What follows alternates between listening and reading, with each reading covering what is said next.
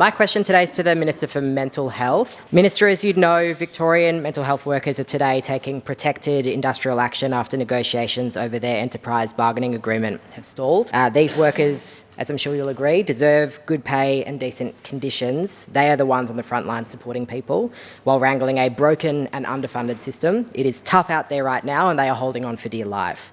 The Victorian Government needs to come to the table with an offer that combats acute and persistent wage inequality, unworkable conditions, dangerous understaffing, and provides interventions to reduce the severe escalation of occupational violence and aggression. Minister, will you step in to resolve these stalled EBA negotiations? I thank the member for his question, and I will say that there were quite a few inaccuracies in his preamble. I have been speaking for months and months now about the critical role that our mental health workforce play in delivering the care that Victorians need, and you will never hear a bad word out of my mouth about the workers in the mental health sector. They do incredibly challenging work, and they have my full support.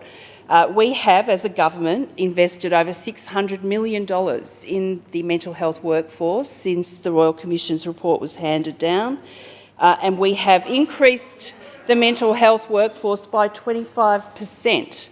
That's over 2,500 roles that have been commissioned between 2021 and 2024.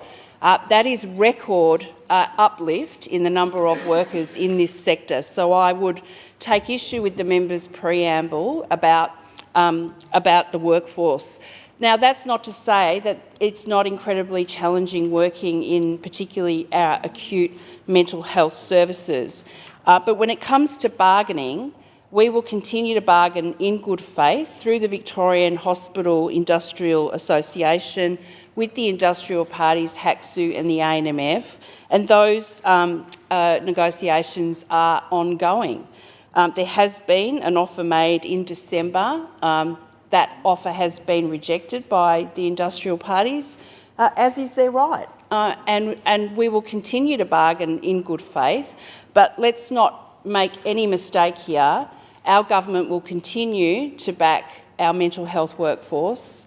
We'll continue to invest in attraction and retention, and we understand on this side of the House how important it is to recognise the skills that they bring, and I would point you to other bargaining outcomes across the health sector as evidence of that, including the nurses' agreement. Thank you, Minister, for that response. From my perspective, that sounded like a refusal to answer whether you would personally step in, given that those negotiations have stalled. That is why there's a protected action taking place today. The Health and Community Services Union has been negotiating a new enterprise agreement for 7 months. All their claims are structured around the recommendations of the Royal Commission to ensure the reform makes meaningful change. We cannot keep leaving these workers hanging. Mental health workers are receiving less pay and allowance and worse conditions compared to the general medical and allied health workforce.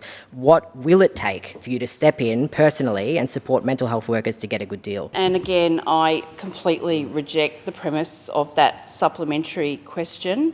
The government will continue to negotiate in good faith with our unions who represent the mental health workforce.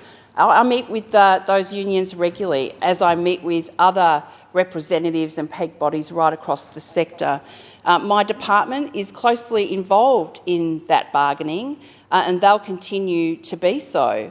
And I expect that all of the parties will continue to negotiate in good faith until we reach a conclusion and until we reach a position where all parties are in agreement.